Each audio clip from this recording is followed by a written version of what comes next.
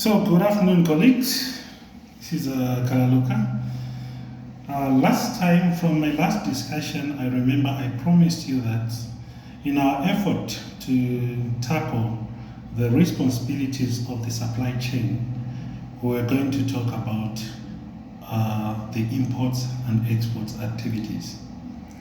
And in talking about the international trade activities, I promised that today we'll talk about the responsibilities of customs. Normally, when I talk about customs, I start with a question. How do private companies survive?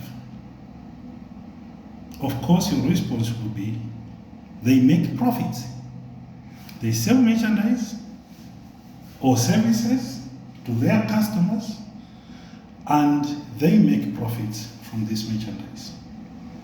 This is the money that helps them maintain their premises, salaries for the workers to continue working in a motivated environment, maintain their equipment like motor vehicles, all the expenses, including some monies now for the shareholders, where it makes sense for them to have invested in business. Let's leave private companies alone. Governments of every country face all those kinds of expenditures. They've got infrastructure to maintain. They've got employees to pay. They've got motor vehicles, fuels, ministers, all these expenses. How do they pay for these expenses? One of the ways is through the collection of tax. And one of the major taxes that customs collect is called duty, which is mainly collected at the time of importing goods from different countries into the country. That's import duty. Coupled with import duty, there is import VAT. There are other payments that are made, like excise duty, when the government comes to implementing of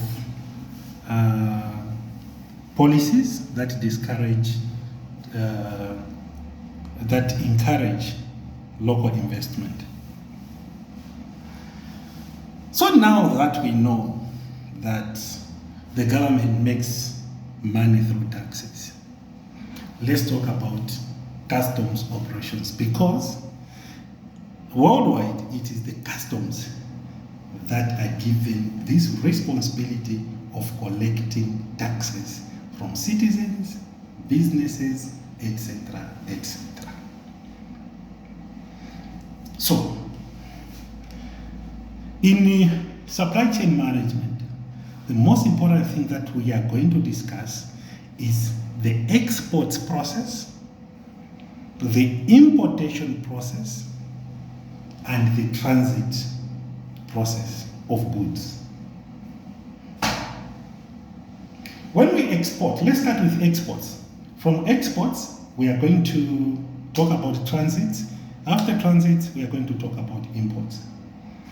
From exports, every country has got standardized documentation that would be required for them to export goods from one country to the other, and all this is administered through customs. So, the common documents that would be used would be the invoice that stipulates the value of the goods. It could be a commercial invoice, it could be a customs invoice, it could be a certified invoice. Different kinds of invoices are used depending on the regulation of that country. Then customs also would want a packing list, so that should there be falsifying of the kind of cargo that is being moved from one country to the other, they are able to inspect and check with the packing list whether what you have declared on the packing list is exactly what you have loaded on the vessel. By the vessel, I mean either a motor vehicle, a truck, an aircraft, on a railway wagon, on a ship, whatever vessel that ferries goods from one place to the other. As they check, they can check the packing list to see whether they've been declared correctly.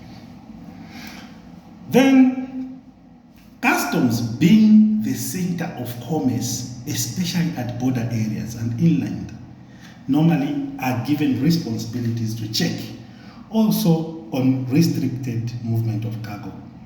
There are certain types of cargo that are restricted or prohibited from being moved from one place to the other. Such kind of cargo, customs are normally given responsibility by the controlling authorities, so that because they are found everywhere. So they would check for such kind of illegal activities as well as illegal cargo.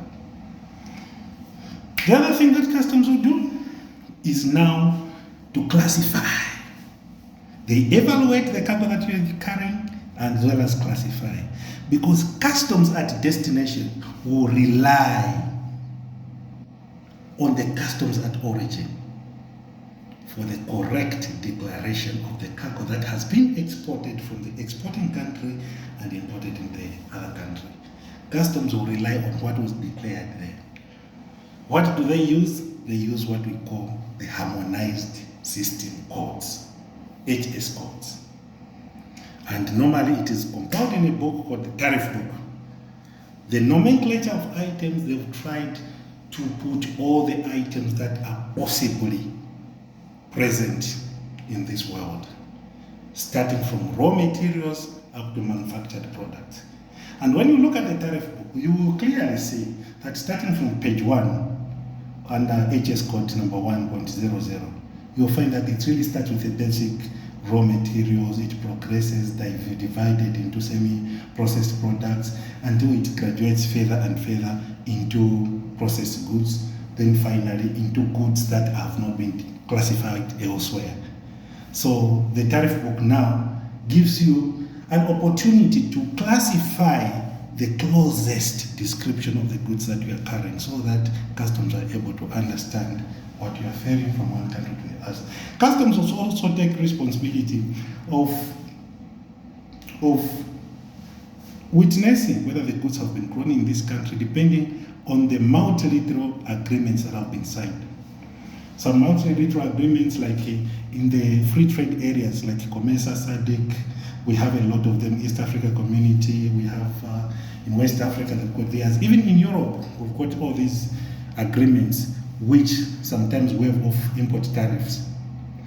Customs' responsibility is to identify the country of origin to ensure that such goods qualify maybe for exemption or remission of such kind of taxes. There are several types of systems that customs would use. Let me call them systems because the type of systems that are being used today may be different from the other, from one country to the other.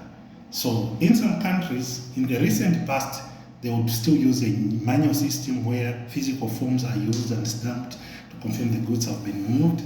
In some countries, they've got improved systems, starting from the automated system of customs data, which has been used currently in Africa. It's been upgraded several times from different 2.7 version to plus, and then to Ascuda World, and so forth and so on. All those systems help in monitoring as well as collection of correct taxes. So what is the process now?